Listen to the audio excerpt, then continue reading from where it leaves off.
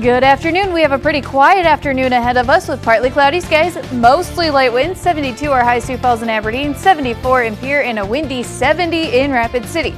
We'll keep the partly cloudy skies around overnight with a low near 56 Sioux Falls, 54 in Aberdeen, 56 in Pierre, and 50 in Rapid City. We do have a couple chances for rain and thunderstorms starting overnight. We'll take a look at those coming up as we begin midday in KELOLAND. Live from KELOLAND Media Group. Midday in KELOLAND. Wedding season is in full swing. We'll learn what couples should know before they start planning a wedding.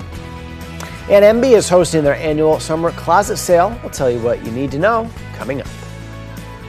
Good afternoon and thanks for having us in. A convicted sex offender plans to plead guilty to attempted enticement of a minor.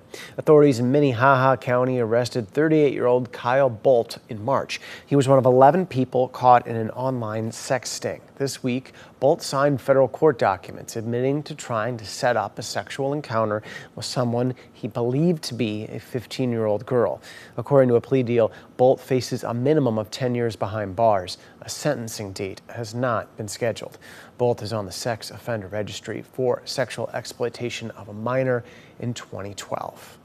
A Watertown man is facing charges in Hughes County following an unusual incident in Pierre. Officers responded to a neighborhood near the Missouri River on Saturday for a report of someone who was deflating tires. Police arrested 35-year-old Jeffrey McGuire. He told police he was upset a vehicle was parked in the road. McGuire faces a handful of charges, including simple assault and intentional damage to property. He's scheduled to be in court on July 1st.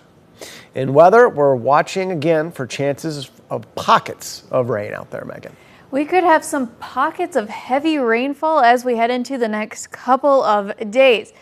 For today, though, pretty quiet. We do have a few clouds, but nothing coming out of those clouds right now. 67 degrees in Sioux Falls with that north wind at 9 miles an hour. So we head over to Rapid City, a few clouds there as well. 58 degrees, a slightly stronger wind out of the south right now at 14 miles an hour.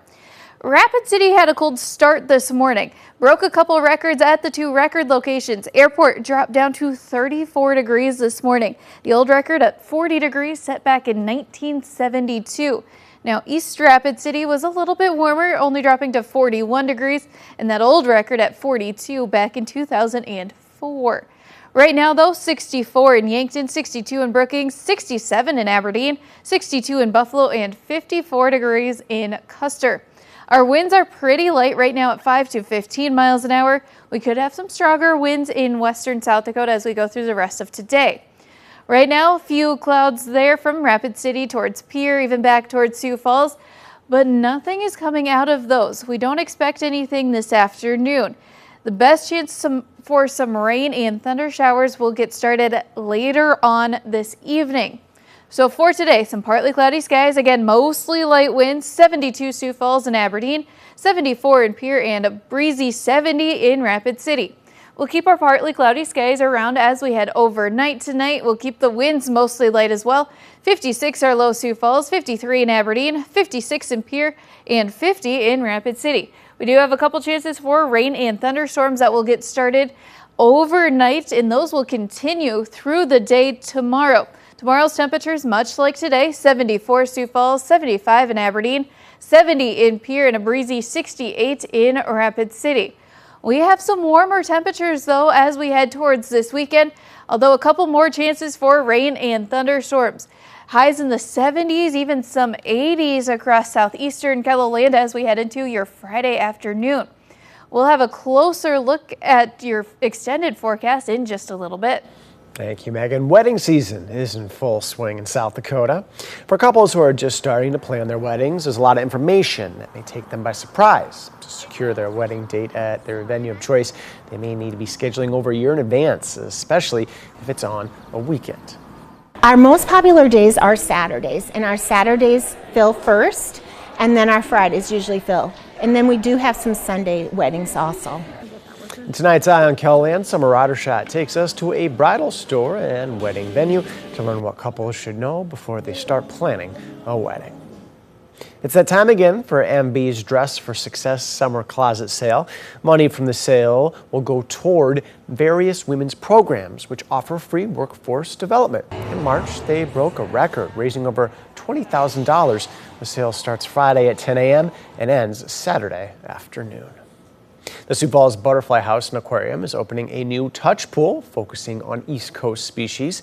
The pool will feature species like horseshoe crabs, sea stars, spider crabs, and more.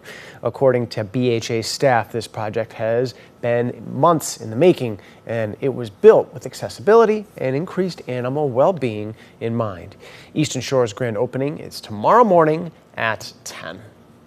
In international developments, a summit overseas is raising alarms in the West. Russian President Vladimir Putin met with North Korean leader Kim Jong-un today in North Korea's capital after a lavish welcoming ceremony.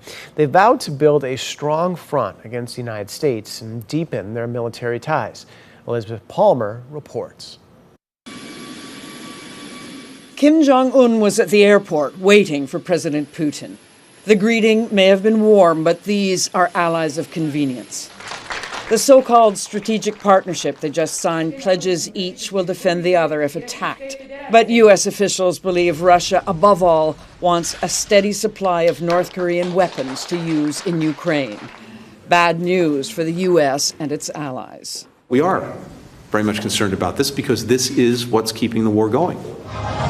North Korea, in spite of the lavish show it put on for Putin, is one of the poorest countries on the planet. It could bargain for Russian food, oil, or more ominously, technology for its missile and nuclear programs. In this summit, the world is watching a dangerous new axis take shape between two dictators who will stop at nothing to stay in power. Elizabeth Palmer, CBS News, London.